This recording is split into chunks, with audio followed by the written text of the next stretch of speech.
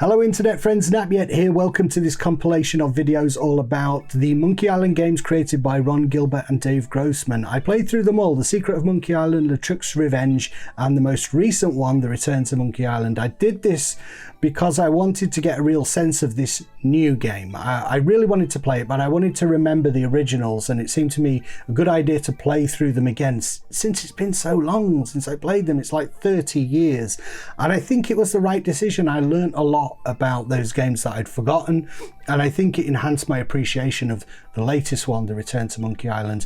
I've put all three reviews and discussions really into this long video because I think people do like to watch long form videos on YouTube. I certainly do. Long videos all about games. I love putting them on, sitting back, not having to worry about clicking on to the next one, just watch it all the way through. So I thought I'd do that for you guys.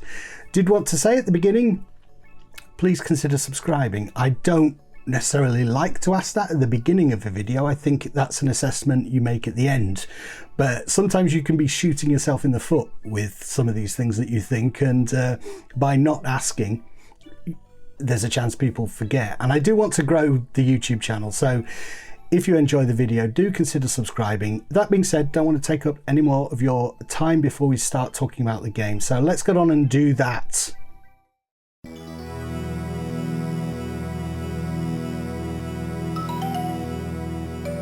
When did I first play Monkey Island? I would have been about 13. We had moved to the north of England, but all my friends were still down south. So every holiday I'd travel back down there, stay with my best friend. And over the course of a week, we played through Monkey Island. He would wake me up every morning singing sea shanties and I'd be cursing him. But then once I realized we had Monkey Island to play all day, all was forgiven. It was an amazing game that captivated me at that age. I'd never played anything like it before. I was a console gamer, familiar with very twitchy, reflex-based games. I'd completely missed like PC role-playing games from which Monkey Island developed. So when it came time to play it, I was absolutely blown away. That being said, it's kind of weird how quickly the genre fell off a cliff for me. I played through Broken Sword, the Discworld point-and-click adventure game, but once things like Day of the Tentacle were coming out, Grim Fandango, Full Throttle, I'd lost interest in point-and-click adventure games. I think primarily because they'd become an exercise in frustration for me. The puzzles always got in the way of my enjoyment of the story. The best example I can give is the goat puzzle in Broken Sword. This is an infamously difficult adventure gaming problem. You encounter an angry goat and you have to get past this guy, but every time you attempt to do so, he butts you to the ground. The solution is that you have to click on a plowshare that is on the other side of the screen while you're lying on the ground, at which point the character will jump up and race across the entire screen. Then when the goat tries to butt you from the other direction, the rope gets caught on the plowshare. It doesn't sound like a complicated puzzle, except that the player hasn't been prepared for the solution to how to solve it. You hadn't encountered any other time-sensitive events, and generally things that you interact with are right next to you. There's nothing to indicate that the central character would leap up and race across the entire screen. I've gone into so much detail describing this puzzle because it's an example of the kind of thing that is in a lot of adventure games and is certainly in Monkey Island. You can be the most intelligent, analytical, imaginative person in the world and not get the solution because it's idiosyncratic to the mind of the designer. Other genres also came along and took the crown of kind of how to tell cinematic storytelling. I'm thinking of things like Resident Evil, very cinematic but also more interactive than staring at a static 2D backdrop and clicking on things. I know the static backdrops in Resident Evil are static, but you can move through them. It feels more real. Adventure games seemed old-fashioned very quickly. There was this very brief window in which they were the pinnacle. If you wanted to tell a cinematic story in gaming, point and click was the way you did it, but that window wasn't open for very long. Still, it's never really gone away. There are devotees of the genre. Thimbleweed Park is a modern game that harks back to the origins of adventure gaming, an indie title, and remakes. For this review, I'm playing the special edition of Monkey Island, which has a HD option in it. And Ron Gilbert and a lot of the original team of the first two Monkey Islands are bringing out a new one, Return to Monkey Island. And really, it was a desire to play this that made me return to Monkey Island 1 and 2. I was really interested to find out if the game still worked the way it did back in the day. I know it can never be exactly the same, but how does it register now? Well, it's still as well written as it ever was. It's still as atmospheric in many ways as it ever was. I will talk about whether you play it HD or play the original graphics in a little while, but everything still works in terms of the storytelling and the quality of the writing, but the puzzles are obtuse at times. An early example would be how to get the fish away from the seagull. This is a thing where you have to step on a particular plank and then it flips the seagull away from the fish and then you can grab the fish. But the plank doesn't register on screen as interactable.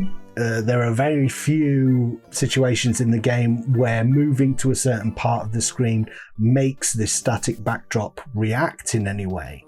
So again, it's not a mind-bending puzzle, but it's somewhat... you don't know that is possible in the game. It's mechanical things, how you do things can sometimes be the thing that trips you up. Another example would be when you have the fight with the sheriff, you get knocked through the wall. It's a very funny bit where there's this whole narrative going on unseen with this fight with the sheriff behind the wall, and at some point he knocks you through the wall and leaving a hole, and you have to jump back through at a later part in the game. And I'm wandering around trying to figure out how to get through this hole. You do need a file, you need a certain object, but once you've got the object, then you can theoretically get through the hole.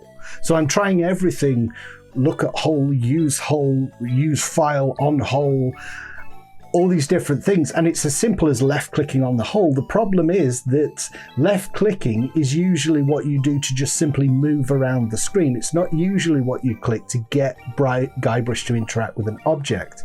And I'm thinking of the hole as an object. In this case, no, it's just part of the backdrop. Just click on it and he will go. All right, maybe I'm thick, but how you do things is not consistent throughout the game. It's this kind of thing that makes me think of Monkey Island almost like a brilliant student project created by the absolute cream of the crop in the class, but they're not in full command of all of their skills and everything in their toolbox yet, so they don't always tee up the player. It's true in Monkey Island, it was true of point and click more broadly back in the day, but it's definitely here in Monkey Island. It's not like Monkey Island is immune to those things that started to frustrate me later. It is all here. So, you just have to get through it. The hint system is very, very important in the remaster, I think, and I think that is something that is in Return to Monkey Island. I don't think we have the patience I certainly don't have the time that I had when I was 13 to spend a week agonizing over one particular puzzle, and I wouldn't want to either. So the hints are particularly useful. I went to the internet twice when the hints weren't enough. Basically press H in the game and you get a hint, and if you press it more than once it gets more specific until it eventually pretty much tells you what to do. So with those two things combined, my playthrough took me about 6.5 hours, which I didn't think was too bad, spread across a couple of days, and that's palatable. Obviously I couldn't remember a lot of this stuff from 30 years ago, and that was why I enjoyed this playthrough so much, but there were certain times when I got a sense that the same things that had tripped us up all that time ago were doing so again. I think there are certain points in the game, logical roadblocks, that probably trip up a lot of people for the same reasons. Other times the game's sense of humour can trip you up, so the troll on the bridge wants something that attracts attention but is of no real importance. The pun is it's a red herring. That's the herring that we got from the dock. It's a play on words, very intelligent, clever, funny writing, and although they do trip you up, once you realise the solution, it's not as frustrating because that is genuinely a clever joke. The other one being the navigator's head later on Monkey Island. How to get ahead in navigation, you have a brochure. How to get ahead in navigation, and the cannibals give you the head. All right, yeah, that's funny. I didn't get it. Was really confusing. I couldn't figure it out, but then I did, and because it's so funny, that's fine. One standout sequence is the sword fighting bit, where you have to use all these cutting remarks and puns rather than twitchy gaming skills to defeat the pirates. But you forget things after so much time. So the twist at the end, where the barbs and retorts that you've learned seem useless against the Swordmaster because all of her insults are new and you've never heard them before. But then you suddenly realize that the responses that you've learned can be applied to her insults as well. So every joke has two punchlines essentially, and it's this wonderful capper on what is already a very witty and clever idea. The idea of fighting with language. The pen is mightier than the sword in Monkey Island, but then they have this twist at the end. It's masterful in its writing sometimes, and I know the jokes themselves were famously written by Orson Scott Card, the author. They got him in to do the puns, but the concept of the sword fight and how that plays out is all the developers. They came up with the idea, and I dare say the final twist was theirs as well. The humour runs throughout the games and they just needed a wordsmith who can do that, but I don't think it takes anything away from the comic chops of the developers. It's just a shame that so much of the genius is butted up against moments of sheer frustration. So just after the sword fighting, usually for me, that's when I'm trying to leave Melee Island, and there's this bit in the game where everything stops, and it's because you have to return to a certain NPC, Mojo in this case, the voodoo lady, and she's gonna trigger the next part of the game, but nothing really tells you that, so you just end up wandering the entire island, clicking on things, talking to people, hoping they say something different. And yeah, it's a game of extremes, really. Extreme joy when something genuinely clever and imaginative happens, and then extreme frustration when you just can't figure out what do they want me to do here? Just tell me, and that's where the hints come in handy. Another example would be right at the end where you get that navigator's head that I mentioned earlier, and that's going to help you get through the underbelly of Monkey Island, which is presented as hell. Essentially, it's a maze, and without the navigator's head, you can't get through. So you use the head, and then it rotates in your hand, and it'll tell you whichever way the nose is facing, that's the way you need to go. Brilliant new mechanic late in the game, but it makes perfect sense visually. It's understandable what is going on here. Fantastic. And then straight afterwards, there's this obtuse puzzle where you have to click on a particular body part of a pirate, not something that you've had to do in any other part of the game, so you don't know if it's possible to click on certain aspects of an NPC. There's no context clue as well, so you have to tickle his feet essentially, but the feet don't register as different to the rest of the body, so you don't know it's a thing that he's going to register. I'm looking for context clues for what can I actually do in this room, and it doesn't tell you that, and because it's not happened earlier in the game. So it's just two examples of like brilliance and frustration. I mean, twists are important, and you want to do that in storytelling, but in narrative, like, you have to lay fuses. I remember it being called laying fuses and laying fuses for bombs that are going to explode later in the narrative, right? So you have to kind of key in the reader to expect potentially something happening, and then they'll go with you. But if it just comes completely out of nowhere, then the twist just seems illogical, unfair, frustrating. And that can happen in terms of game design with Monkey Island as well. It is interesting though, it's just occurred to me that I do feel like Monkey Island is more like a book than a movie. It seems more like a funny book than a comedy movie, and I think it loses something as soon as the voice acting comes in. Although the voice acting from the remaster is really well voiced. I'm selling this fine mouthwash. Is it mint flavored? I only like the minty kind. There's nothing wrong with it. I think so much of the character in Monkey Island is to do with the syntax of the words on screen, the timing of when they appear, and something is lost. This is a perfect example on screen now of that self-awareness throughout the game. The fact that Melee Island always has the TM for trademark after it, that is completely lost if we're going full voiceover. That's what I mean by there are writerly jokes in here that simply don't translate to audio. And also the HD graphics as well.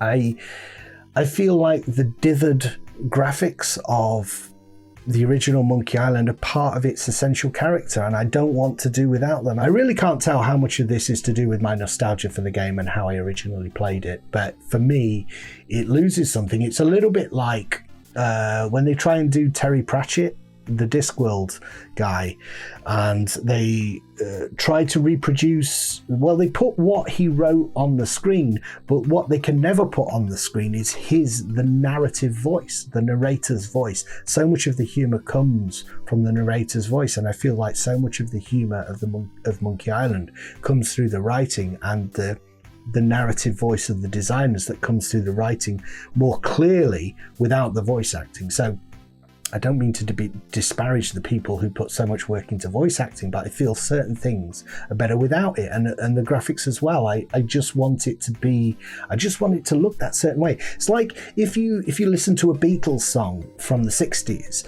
there's something about the instruments, how they sound, the crackle on the microphone, the studio in which it was recorded. Yeah, you could remaster it and make it sound a much more high definition and a lot clearer for a modern audience, but it would lose something from the original. And it's the same with Monkey Island. I do think like games like Monkey Island are art, and certain art is best experienced in its original form. And like I say, the only caveat to that I would add is the hint system. I don't want to do without that at this stage. All these questions make me think, would Monkey Island really work as just a narrative adventure, an interactive novel? But I think not. Struggling with these puzzles is part of the reason these different areas of the game gets under your skin because of the puzzles. And you have to walk down the same streets, visit the same people, try different things, and the music and the sound and the characters, that's how they start to make an indelible impression. If you were just sort of a passenger following along in an interactive story, I don't think the game would filter into your pores quite as much. So ultimately, the puzzle of these kinds of games might not be solvable. It's basically, they're always going to be slightly frustrating by their very nature. I wouldn't want to do without the puzzles, and I think they're part of the game's character. So ultimately, it might be a puzzle that's not solvable in terms of point and click adventure, but that's fine. You have to have a taste for these kind of games, and I do, but in moderation. Like root beer. If you drink too much root beer, you're going to pop like a ghost on a dock.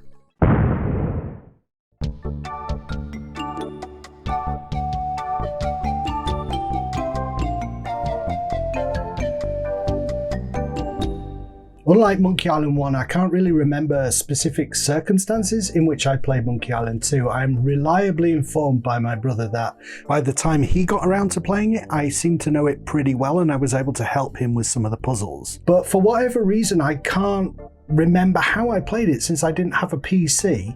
I must have played it at one of my friends who did. I only mention that because the first one came like a bolt from the blue, and it's probably why I remember it so well. But a lot of things sometimes can't live up to that first experience. It's a little bit like falling in love for the first time, I guess.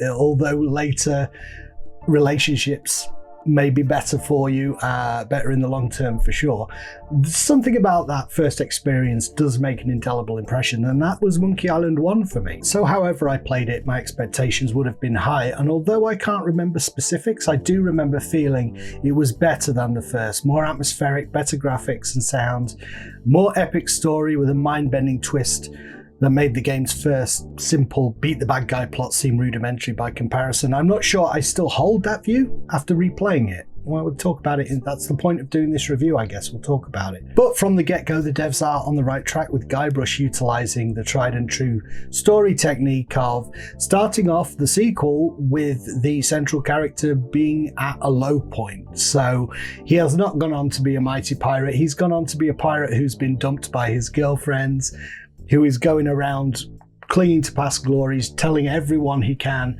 how he's defeated the pirate LeChuck. And actually, it's a really good conceit here, because the thing that kicks off the storyline is the fact that Guybrush won't keep his mouth shut. He's always running his mouth off about the events of the first game, and that's what gives LeChuck the clue as to where he is and that he's still around. LeChuck wants revenge. Graphically, the game takes it up a notch from the start here. I thought back in the day, and I still think that would tick the improvised hamlet of ramshackle boats in which you find yourself at the start of Monkey Island 2. It's possibly the best location out of both of the two games. I certainly enjoy it the most. I love the little bar that you go down the steps and later on there's a monkey playing, but it's just this really narrow section of a boat that it's so atmospheric to me. Everything comes together, the stylized graphics and the art design that gives the world a sense of being a beautiful illustration in a storybook. If Monkey Island 1 pointed out the direction for the game's aesthetic, I feel like Monkey Island 2 refines it and says, here, I think this is what you were shooting for. It gets it bang on.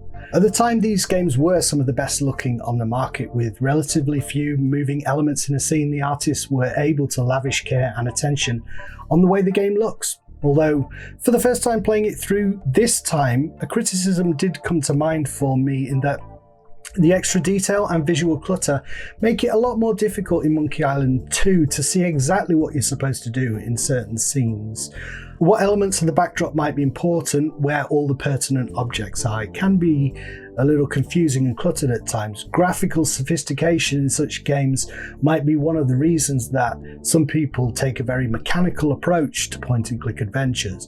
You never know what in this complex background might be interactable, so you end up basically just scanning the screen very mechanically until something highlights. It's a very effective way to approach the mechanics of the game, but ultimately I've always found it depressing if that's what these very rich, story-driven, imaginative games boil down to, just scanning the thing. It depresses me having to do it, but I realize that I would probably get through some more puzzles more quickly if I just did that. But I like to look at the image and try to puzzle out what here would be useful and what logically goes together. I don't like reducing it to a technique in that way, if that makes sense. And if the puzzles were difficult in Monkey Island 1, they are doubly difficult in Monkey Island 2. It's a sequel, let's double everything. Difficulty, complexity of puzzles, some of the mind-bending leaps of logic are even mind-bendier and leapier.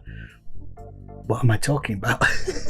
If the idea is to keep the player engaged with logical solutions to clearly defined problems, then I'm afraid to say they failed. The plot meanders all over the place, and it's very hard to keep the story threads straight, with so many tangents and subplots going on. The one puzzle I would cite as an example, and I'm not going to do this a lot in this review, I've done it to death in the previous one, so watch that if you want me to talk about these non sequiturs. But the one in Monkey Island 2 I will point to is Kate Capsize. You have to get some near grog away from her, and the way that you do this is you put her picture above your face on a wanted poster, so she gets arrested, gets thrown in jail, and while she's in jail you can steal her possessions. It's so out of left field. I mean, why can't I just talk to her, negotiate with her? You don't have the dialogue option, so you have to come up with this weird idea of getting her arrested. It was at this point that I realized that potentially what is going on here is that as the viewer, I am essentially watching a movie. So the key is to again get into the mind of the filmmakers and decide what they want to happen. There's not necessarily a direct link, cause and effect between A, B and C in this game. things don't always logically follow on from one another. So you need some near grog. You're going to have to talk to the person who's got it. We've got that information. No, it's this completely other thing, and you only know that as the filmmaker, that or if you've watched the film before. I don't know, unless you're playing this game in a way that I'm not playing and you're just trying everything and thinking, what silly things can I do that might have an effect? I suppose you could stumble across it, but I certainly would never have come up with doing that as a thing. Those kind of leaps of logic and non sequiturs are things that generally happen in comedy movies as well. So The Big Lebowski, if you've seen that movie, it ostensibly has a plot, but really the plot is just an excuse to hang a sequence of strange, funny, left field events on. It's more about the characters and stuff. And Monkey Island 2 is a little bit like that, and Monkey Island 1 is like that as well. They do have a plot that you're following all the way through, but these little wrinkles and meandering all over the place happen all the time. So although it is like trying to predict what the events in a movie will be, it's a very hard movie to predict. It's not one of those rote films. It's something like The Big Lebowski that suddenly there'll be a dream sequence out of nowhere. So you're trying to predict a particularly funny but quirky, weird film. All this is a long-winded way of saying that sometimes the gameplay seems to get in the way of what the devs would rather be doing, which is telling a funny story. The size of the game has increased and involves a good deal of island hopping, each location having its own feel, from the pirates' refuge of Scab Island to the fascist dictatorship on Fat Island with its corpulent governor, who really does signify a transition in this series from nibbling around the edges of absurdity to going full Monty Python with how he's depicted, just completely overweight and having food just shoveled into his mouth, to the idyll of Booty Island where Guybrush's crush presides as governor. You get the sense that this new game is expansive and you had better settle in, and without guides it will take you a lot of trial and error and lateral thinking to push things forward. I remember when I first played the game that there was no question that bigger, wider, more to do was better back in the day, but I'm not sure I agree on certain points playing it now. There's a sense of narrative dissonance that occurs as you travel across the sea to try out things that you missed on the island, so you have to backtrack to pick up a single object sailing across the whole sea. It makes no literal sense that the character would have the time or inclination to do that, and while sense isn't really the primary concern for a Monkey Island game, it does leave you wondering whether the progress from island to island should have been made more linear, with Guybrush only able to progress once he had performed all the tasks in a given locale. Sure, it doesn't take long to go from place to place once the visual gag of Captain Dread sailing erratically has been delivered for each island, but several times I found myself completely adrift in the storyline as well as at sea. With so many places to go and so much potential to explore, I found myself losing the thread several times, having to refer to the hint system in the special edition. I hadn't realised that in the original Monkey Island 2 there was actually an easy mode. It's not there in the special edition, and I would advise against, if you're going to play Monkey Island 2, don't play it on the easy mode. Too much of the character is taken out when you remove, I think whole characters are gone from the game. You've got to play it hard mode, but actually that's just the way the game is in its entirety is the hard mode. So if you have that option, go for the full game and just use the hints. Although you will still likely have to go to the internet a few times, since the amount of information given seems inconsistent. Sometimes the hints will tell you exactly what to do if you ask for help, or other times it will just default to an overview of where you are in the plot, which is actually pretty helpful, but in the case of a crowbar that you may have missed on the beach, not so much. I talked at length about my feeling regarding the voice acting and playing through the game with the updated graphics in the first video, so again, check that out if you haven't. But Monkey Island 2 has really solidified the opinion for me that it is best played with the original graphics. At the time they were created, they were some of the best visuals in gaming, and the devs were pushing the envelope in terms of what could be depicted through pixel art, and no doubt they wouldn't have held back if more system resources, memory and time was allowed to create even better graphics.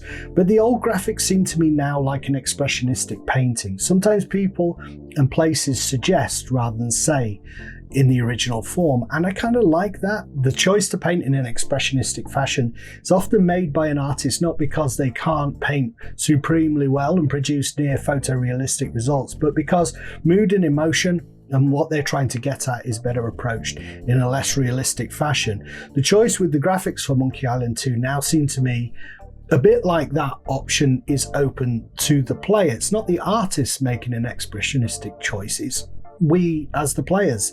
What do you want to see here? Do you want something that is very high res and nails it in terms of seeing exactly what's going on?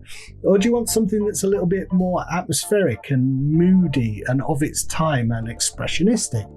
I would much rather go for the expressionism of the original graphics. There's something about them that the new ones can't replicate. Musically, the game's in a different league to the original, featuring a revolutionary for the time approach involving stitching pieces of music together as Guybrush moves from place to place, creating this sense of an unbroken score.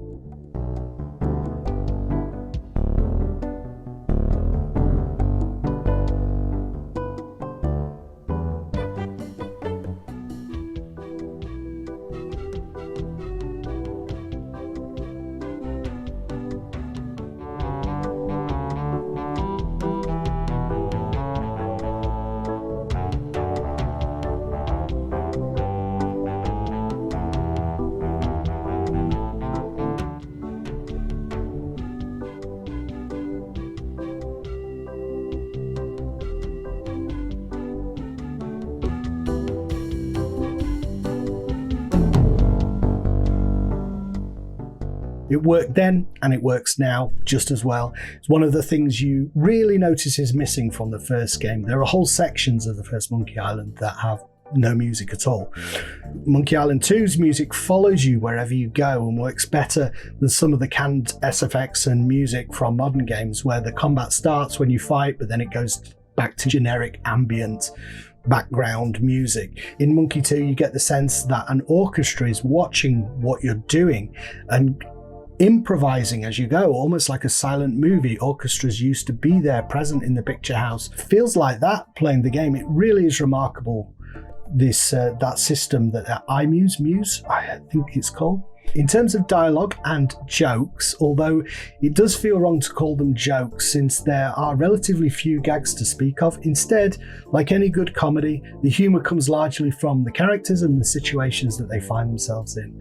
It's still as sharp as the original. I'd have to say that no game I've played probably since... It sounds so hyperbolic, over the top to say this, but I really struggle to think of anything else that has come close to this in terms of dialogue and story. It is so good. It really is. Although my appreciation of the story is not a blind one, I can see faults here and there. One moment that really jumps out to me is the fact that you've just chased Largo away from Scab Island with a voodoo doll. The confrontation happens and you've been stabbing this voodoo doll to force him to leave, and then he's able to take LeChuck's beard away from you without any protest. Why didn't Guybrush stab him again to stop him taking the beard away? I don't know. Just at that point, the narrative needs the beard to be taken, so it's taken. It doesn't make sense that Guybrush doesn't stop him, given that he has the power over Largo. Another thing with Largo is we keep jumping back to his fractious relationship with LeChuck throughout. That is the way that we kind of track LeChuck's progress of trying to find Guybrush. So much so that you really feel like Largo is going to, and maybe he was at one time in the development of the story going to play a larger part, but never really goes anywhere. You really feel like Largo hates LeChuck so much he's destined for a change of heart, and he's going to help Guybrush at some point. Why else are we spending so much time with Largo? After all those incidental moments where we return to them, he just fades from the story and never really plays another part in it. It seems weird. All this is just to say that although I appreciate the greatness of the story, it's not without its faults, and as time goes by, things can be lauded as if they're faultless, and it's not faultless. There are things in there that missed opportunities, strange U-turns, and narrative fluffs, if you will. it can be uneven at times in its execution. On the complete flip side of that, the dialogue throughout, I think, is excellent. They get the balance just right. Too much dialogue, it feels like reading a novel. Too little, and you don't have enough information. It's not fleshed out. Monkey Island 2, it's a masterclass in witty dialogue that is almost always pertinent in some way to what is going on, or adds colour to the world without being needlessly verbose, except when it needs to be, such as the men of low moral fibre who go on about what's happened to them between games, and it goes on for far too long. But even then, the devs are aware of it. You're able to comment on it, get to the end of the story. This is taking too long. It's so self-aware. If there is one thing I could say is a mistake over the first game, it's the increased inventory and the number of items you're carrying around at any one time. It's a deliberate choice on the part of the devs, and you even have several items that have absolutely no purpose in the game. I'm thinking of the junk that you buy from the antique dealer on Booty Island. Okay, so that's realistic. There are some things that don't have a purpose in life, and fair enough. But in a game that's already so bewildering in terms of what you should be doing at what time and how, having all this extra stuff in your inventory, it just gives you more opportunity to get frustrated and to fail and to spend time in that puzzle purgatory where you don't know what to do. So you just end up trying crazy things with all these different items, some of which never had any use. So I much prefer Monkey Island 1, where the items you had fewer items, and actually the items that you did have generally always had a purpose. So the item could be the clue. In terms of when the story is a bit nebulous, you don't know what to do next, you can look at what's in your inventory and say, well, I've got this thing, there must be a purpose for it. Let's think of the ways that I could use that. And because there is stuff in your inventory, so much of it in Monkey Island 2, that may not be useful, you can end up wasting time doing that. So I'm thinking of the rock and roll plaque, and maybe it's obvious, maybe that's a gag to the player. It's just, this is obviously going to have no use in the game, so ignore it, but it's there, and you start to muse over those things. So I think a smaller inventory that gives a little bit of direction and things generally have a purpose is better. It's the unfortunate nature of reviews that we often have more to say about the things that we think don't work than what we do.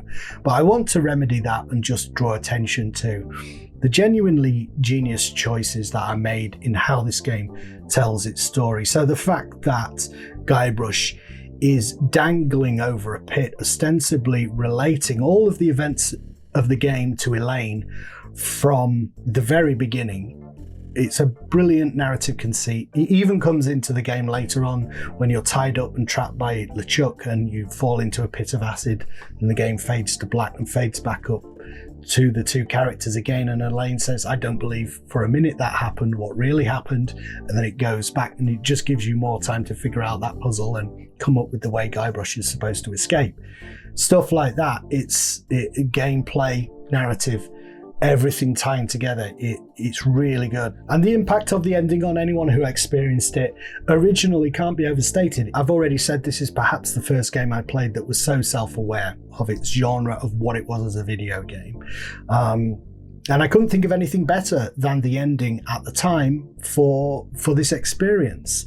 The idea that Guybrush's pirate adventure was basically an elaborate fantasy from the very beginning, trying to escape his bullying brother. Today I'm not so sure. I feel like the twist actually skirts very closely to one of the lamest twists, if you can even call it that, in storytelling, which is it was all a dream.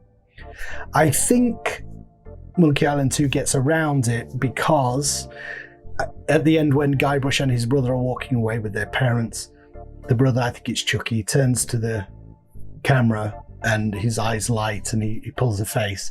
So is he LeChuck in disguise, and he's gone with Guybrush into this alternate world, or he's gone into Guybrush's head if it has been all a fantasy for him? And then it also flashes back to Elaine wondering where Guybrush is.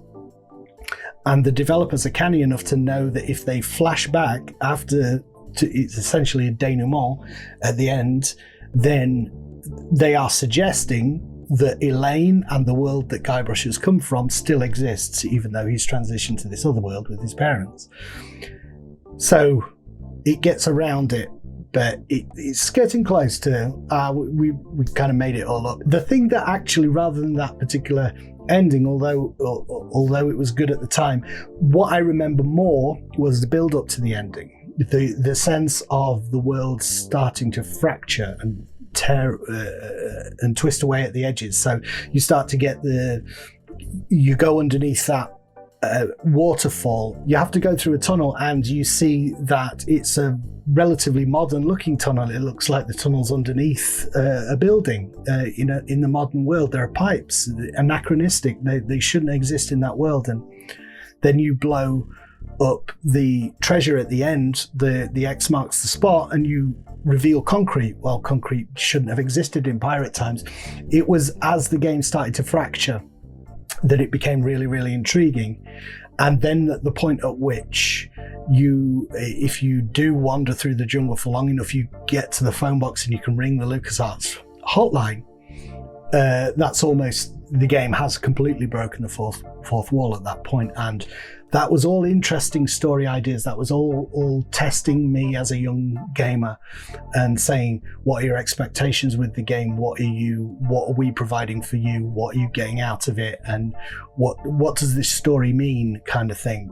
And I really appreciated it at the time, and I can still appreciate it now. And I think rather than, as we go into the final game, which is the point of me having played Monkey Island 1 and 2, is so that they can be fresh in my mind as I go into the return to Monkey Island, the latest one, Monkey Island 3, essentially, created by the original people. So the question for me is not actually what is the secret of Monkey Island. In my research for this video, I found that people want the answer to that question. And I've never felt that is a question that needs answering. For me, the answer is clear. The secret of Monkey Island for the first game was that LeChuck was hiding underneath it. And the secret for Monkey Island 2 is it's all a dream. Maybe, or maybe not. So I'm not necessarily interested in an answer to that question. I mean, it's just like, it's probably a throwaway thing, right? The secret of Monkey Island in the first game was just a nice name for this adventure that the pirate was going on. So I don't think there's any great revelation to do with that. But what I am really interested in the new game is, what is the point? What is the point of returning to Monkey Island all this time later? Is there anything else to say? What is the point of returning? And can we add to these two classic games and create something new that is worthy of its own existence? It deserves to be there. It should be there because it adds, it doesn't subtract. So many things are being brought back, rebooted, rehashed, and some to the detriment of the original works. And what I'm hoping is for the return to Monkey Island that we get something that really adds to these two experiences. So overall, Monkey Island 2, I don't think it's in my mind, I get the sense from people that Monkey Island 2 is the best and Monkey Island 1 is inferior. It gets kudos for being the first. But it's not cut and dried for me. I actually feel like, quite apart from my original experience, it's the forerunner. I think there are problems with Monkey Island 2 that are not as prevalent in the first one, and I actually appreciate some of the streamlined puzzling, storytelling in the first one. As I've got older and we've got more aware of things like alternate universes and mind-bending storylines, the twists at the end of Monkey Island 2 are not quite as mind-blowing. So part of me kind of likes the simplicity of the first storyline and just simply having to beat the ghost pirate LeChuck rather than getting too clever with things. So, I mean, it's not bad. Neither of them are bad. I think they're great. I think they're some of the best stories ever told in video games. But I don't think it's as clear-cut for me. I would actually put 1 before 2.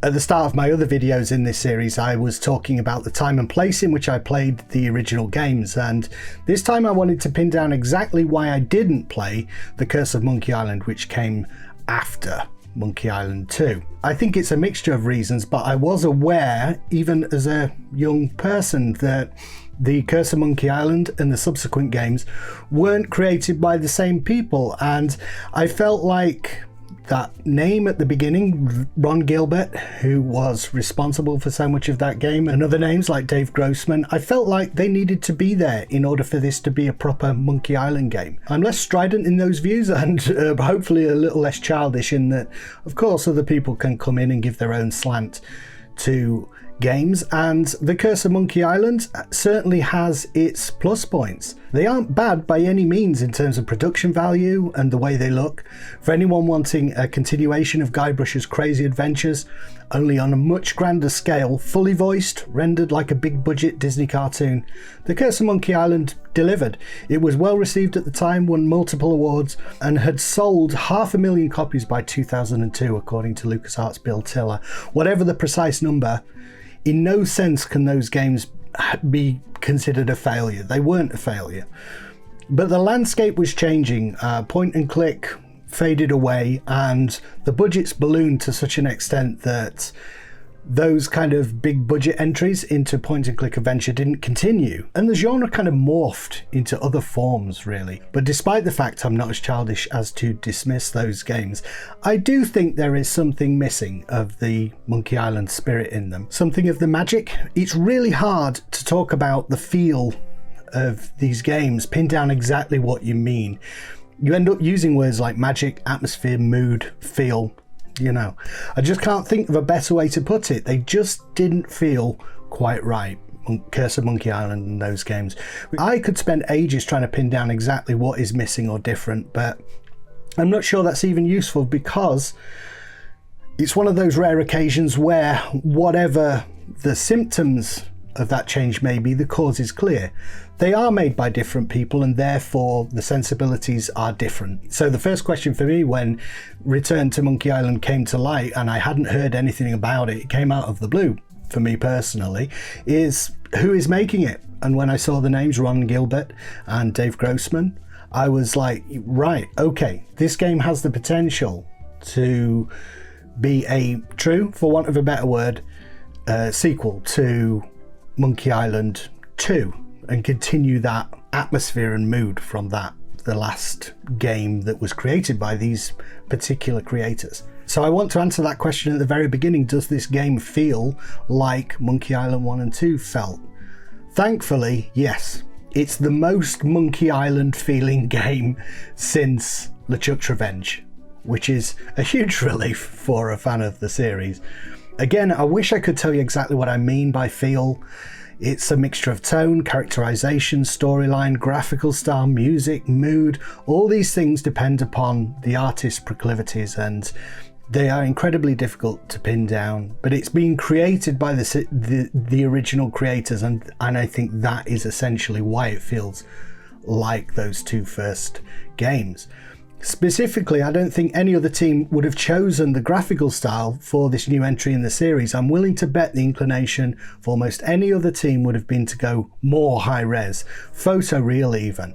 I can imagine a pitch meeting in which an excited game maker points out, we've never seen Guybrush in ultra-high detail. Let's nail down exactly what Guybrush looks like, what Elaine looks like, what the world is, every cobble on the streets of Melee Island. Let's do it in super 12K detail. Except that would feel completely wrong. That's that word again, feel. I talked in my Monkey Island 2 video, again please watch that if you haven't, that the choice to play with either the original graphics or the updated special edition ones was akin to the choice an artist makes about whether to paint expressionistically or to render his subject in a more realistic style. It didn't occur to me at the time that that was a choice that Ron Gilbert and the team were making for Return to Monkey Island. I had seen the graphics, but I didn't make the connection. I feel like it's a choice to go expressionistic, and in so doing, the graphics are closer to the feel of Monkey Island than they've been since those original two without going pixel art and retro. The graphical style suggests rather than says, and that's what those two original games did. And Return to Monkey Island, although it's very modern graphics, it's so stylized, so expressionistic. It has something of the feel of those originals that don't render the characters in precise detail, and it leaves some space for the viewer, the player, to fill in the gaps and for atmosphere to creep in. You know, expressionism is all about mood and feel. And I don't know, because I know there's a lot of information about this game, but I've deliberately avoided interviews with the team and other reviewers' opinions, because I think that is your job as a reviewer, to talk about your own feelings and not for them not to be coloured by others. But my feeling is that the graphical style is connected with how to reproduce the feel of the originals in the modern day without going retro, without going pixel art, and it works. It certainly works for me. But it might not be that. It could be other things, like the expressionistic style allows the game world to be a lot more streamlined. Things are much closer together. Guybrush can now zip through Low Street and High Street on Melee Island in the blink of an eye if he wishes, aided further by the ability to dash if you double click on a destination. You're still going to be retracing your steps a lot, so you're going to be seeing these screens an awful lot, but it cuts down the amount of frustration as you watch him move from location to location. You can now move from place to place very quickly because everything is more condensed in this new style. I think it works very well for getting rid of a lot of the frustration of navigation in the game. It helps with that as well. There's lots of quality of life things, like from the map of Melee Island, you can also skip screens. You don't need to go through every static screen every time you're going to a new place. You can go to the mansion, you can go to Low Street, you can go to the Scum Bar directly. You don't have to traverse all those screens. They're doing a lot of things, taking away a lot of those frustrations, very subtle things that were there in the original design of Monkey Island 1 and 2, and streamlining it, and it's appreciated. I don't think you lose anything by doing that. You only gain. It's just a lot quicker to move around. I mean, you'd expect those sorts of advancements in 30 years since the first two games, but it's surprising how many modern games can still be a pain to get around in. It's not a foregone conclusion that the game would be this slick. They could have easily made the decision to keep it just like the original in some kind of homage, but thankfully they didn't, and I think the game is better for it. Homages come through the story rather than mechanics, and that's as it should be. Yes, there is puzzling and pointing and clicking. It wouldn't be much of a point and click without the pointing and clicking, but gone are the verb commands and the need to fiddle around with objects until you figure out exactly how to pull off a given operation. Generally, you'll have two options: comment on a thing, or do the thing that that object does, or pick it up. Both options are a simple left or right mouse click away. It's an elegant solution to the age-old point and click problem that there are just too many options on how to do things sometimes, potential ways to get something done, and by cutting down the number of commands you cut a lot of needless trial and error out of the flow of the game. It's another excellent decision, I feel. I don't want to spend a lot of time choosing between use, pull, push, jump, squat, whatever. Just give me what I can do with this object and I will take it from there and figure it out. The puzzles are still interesting and challenging, but there's a lot less of the needless quirks that can make things difficult to figure out. Situations where you're lost still occur, but generally I found that the thing I hadn't thought of doing wasn't gated by not knowing whether it was possible or how to do it, but rather a lack of imagination on my part. The way to read the writing on various locks throughout the world, for instance. It's a simple matter of, instead of using one monocle, you use two to up the magnification. Wally even tees the solution up for you as the player, in that he says you can take as many monocles as you like. Likewise, when you're in the hold on LeChuck's ship and you have to figure out how to get out greasing the porthole in order to do so, and then it doesn't work, the solution is really obvious, but it still took me a while to figure out. I'm not the brightest bulb in the box, but you have to do it several times. So repetition. But because the repetition of a certain idea has been foregrounded earlier, I got there quicker. Two monocles. Let's try greasing the porthole again. Yeah, you have to do it 3 times and then you can squeeze through. It's just an example. Not everything is like that. It just stood out to me as like, repetition is a thing. And that's what good games do. They introduce concepts to you, and you have more ideas in your armory as you approach more difficult puzzles later. This sequence is in fact one of those times when I feel like that indefinable Monkey Islandness comes to the fore. The irony of using the very thing the Chief Swabby is despoiling the cabin with, chicken grease, keeps throwing it down, is the very thing you use to escape. The game is replete with lovely little clever flourishes like this that remind you you're playing a very classy game and a very intelligent game. Moon logic, thankfully, is relatively light in the game. There's nothing that really sticks out to me as being completely out of left field like there were in Monkey Island 1 and 2.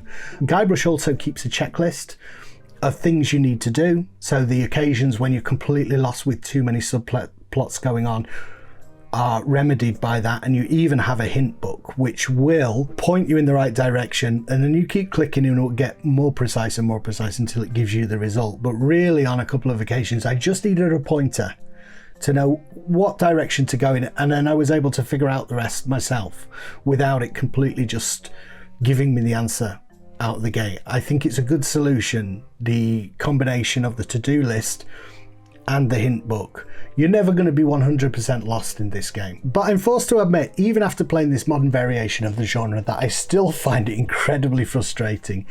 There's simply no way around it, but I'm glad the developers have stuck to their guns and not made it any easier than it is. There is an easy mode, but honestly, why are you playing a puzzle game if you're playing it on the easy mode? The puzzles are an integral part of these games. You can't play it without them. Just at least try, try to do it, and then if you can't, go to the hint book and don't feel bad about using the hints, but play through it with all the puzzles, for goodness sake. And then even if you use the hint book for the solution, you've seen how the puzzle works and you've appreciated the imagination of how Guybrush gets himself out of these situations. If he just does it and there's no obstacles, then it's just not as interesting. Musically, the game is as atmospheric as the graphics, with new themes interspersed with refrains from the previous games.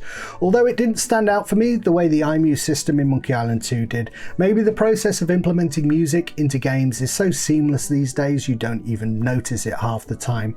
But I think it's fair to say there weren't many melodies that are going to stick with you in this game. I didn't come away humming the background music for Woodtick like I did after playing Monkey Island 2 recently. It just doesn't seem to stand out in that same way, which is a little bit of a shame. But I did like all the nods to the previous music, and it's competent and well implemented. I did want to talk a little bit about voice acting, since I had touched on that in the previous games. I think people might come away with the feeling that I was saying that the Monkey Island games should all be text-based and should not have voice acting. That's not what I was saying at all. I was saying that in the context in which they were made, the time in which they were made, the dialogue appeared on screen, and therefore it was implemented into the game in a very writerly way. It was meant to be read. And when you take lines that were intended to be read and then voice act them, they lose something. With a script that is intended to be voice acted from the very beginning, the process is different. And in the Return to Monkey Island, the voice acting is excellent, and I would not say, oh, this needs to be text-based at all. No, it's fantastically voice acted, and the dialogue is written to be spoken, and it comes across really well. It would be a step back to go text-based. There are genres of games in which the text appears on screen to this day and there's no voice acting. It's all to do with the intention behind dialogue in games. If it's implemented into the game in order to be read, then it should be read. If it's intended to be voice acted, it should be voice acted. And in the case of Return to Monkey Island, it's a fully voiced script.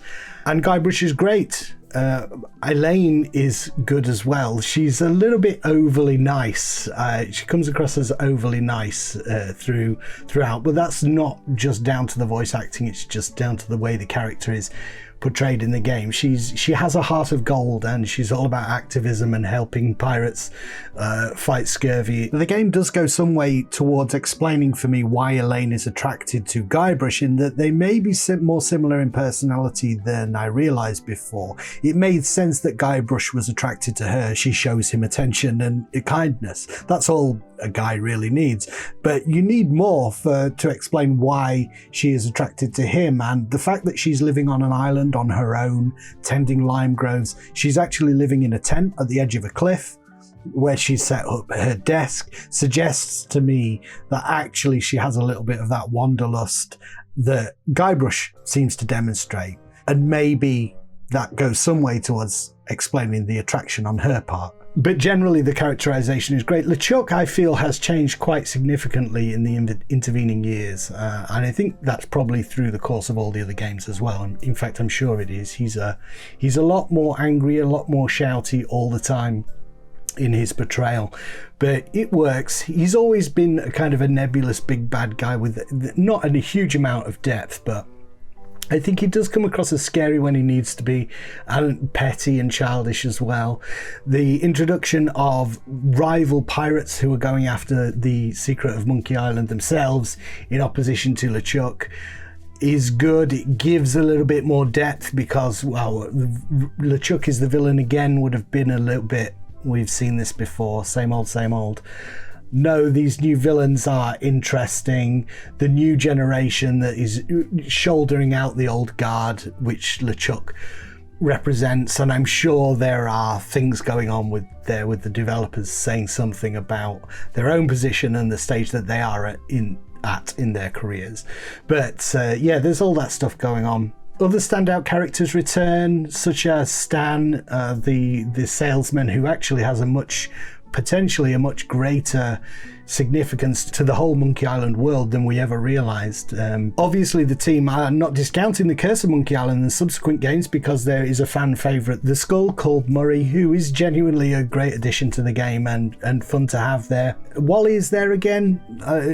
There are callbacks. I think the old characters that return are done well, and the new ones add a freshness and a difference to it. The opportunity to flesh out the character of the chef at the back of the Scumbag is really interesting. He comes out having a whole personality and a character of his own, and we go on a little bit of a side story with him and the destruction of his bar and how to get it back on his feet. It's really good. I think there is a moment, it's the guy who is in jail, Otis, who you have to free again, but I don't think, unless I've only played it through once, so I'm not 100% certain, but I don't think there's any reason to free him this time. In the original game, he ostensibly became part of your crew and then did nothing. So he's back in jail again, and you do have the option to free him, but I don't think there's any story reason to do that or anything that would be gated. Let me know in the comments if I'm wrong, but I think that's because he ends up in jail again anyway later, even if you do free him. So yeah, I can't think of any story reasons why we do that, but we spend time with familiar characters, and there are new ones that are intriguing, like Whitey Bones, this old lady who hangs out of the window, who turns out to have more to do with the plot than you realise. Atmospheric and interesting new characters. I haven't spoken much about the story yet because I do think it's the biggest topic of all, and the thing most people will be returning to the series for. There has been a sense that what happened to Guybrush at the end of Monkey Island 2 was never fully explained. The Curse of Monkey Island attempted to offer an answer. It was an illusion created by LeChuck, designed to trick Guybrush and other pirates into becoming part of his skeletal army. Okay, that's fine, I guess. It was what Elaine seemed to suggest at the end of Revenge, but somehow it just never felt quite right. Again, sorry, but it's the feeling. The explanation was devoid of something. I'm afraid to say, because the word sounds like the people making the game are trying to be pretentious, or I'm trying to be pretentious, but that explanation wasn't clever enough. It wasn't imaginative enough, and it was this sense that there was more to be said that has made people crave a new Monkey Island game by the original creators. I believe the desire for that new game has been oversimplified into a desire for an answer to the question, what is the secret of Monkey Island? For years, people have debated this. Is it simply the way you get there, having to create a voodoo potion in order to do so? Is it the fact that the hell is basically under Monkey Island? Is it a number of things the games haven't explored yet, a treasure that we don't know about? The creators know that this question is on people's minds and they need to answer it, but they also know that the answer can never be as satisfying as the mystery. And so you won't be surprised to learn that they both answer this and don't answer it at the same time. I thought about whether I should spoil the ending by trying to break it down into its constituent elements, what it all means, but I think ultimately it's in the spirit of the game not to do that. The return to Monkey Island leaves several things deliberately ambiguous on purpose, and I don't think there is anything more appropriate than that. Exactly what is going on Is Guybrush a pirate or a child? Do Guybrush and Elaine exist in our real world or in a fiction? Who is Stan? What is his role in creating this elaborate fantasy? If the first two games were reenactments played by Guybrush's son, then is this the first time we've ever actually met the real Guybrush? Guybrush the father, husband to Elaine, who apparently go on pirate adventures into the past? All these questions surface as a result of the return to Monkey Island, but honestly, for me, it's more fitting and satisfying a conclusion that no definitive answer is given. Questions are much more interesting than answers because questions propel the story and people forward.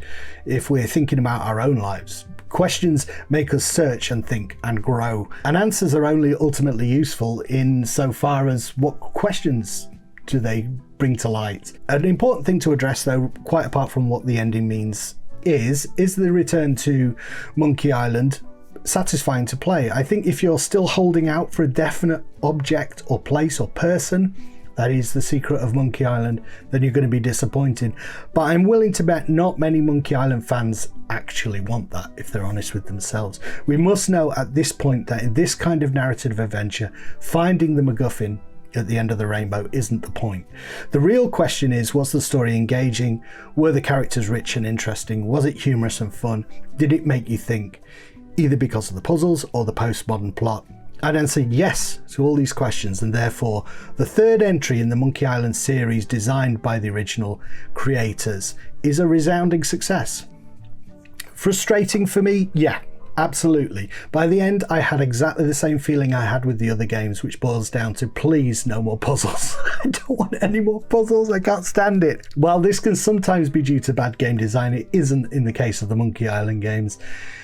And it's because I myself need to play these games in moderation. Complaining that there are too many puzzles in a point-and-click adventure is like complaining there are too many monsters to shoot in Doom. It doesn't make any sense. What I've learned is that there is nothing wrong or inherently old-fashioned about this type of game. I'm sure there are people for whom the puzzles are utterly absorbing and they will take as much time as they need to work through every problem without recourse to a hint book or the internet. Be a point of pride for some people who love this kind of thing, but I'm not one of them, and it's taken me years to divorce this fact from value judgments about the genre as a whole. Hopefully I'm mature enough now to not do that and to realise that these games are as relevant and interesting for a certain type of player as ever they were. I've thoroughly enjoyed returning to Monkey Island, and I'm glad I played the two original games first. I think that was important to return to them after 30 years and them to be fresh in your mind before you play this game. That would be my advice. If you're thinking about playing Return,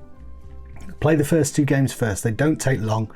Don't worry about using hints. Get through them, get a sense of the story, get a sense of where Ron Gilbert and Dave Grossman left things, and then go into this game. It will really enhance your enjoyment of the Return to Monkey Island. Thank you for joining me as I talk through my thoughts. I hope it's been interesting for you. I'd like to hear what you think in the comments, as always. And if you haven't yet, please sub up for more gaming adventures. I don't know what I'll be trying next, but I hope you will join me. I've been Napyet. Thank you for watching, and I'll see you next time.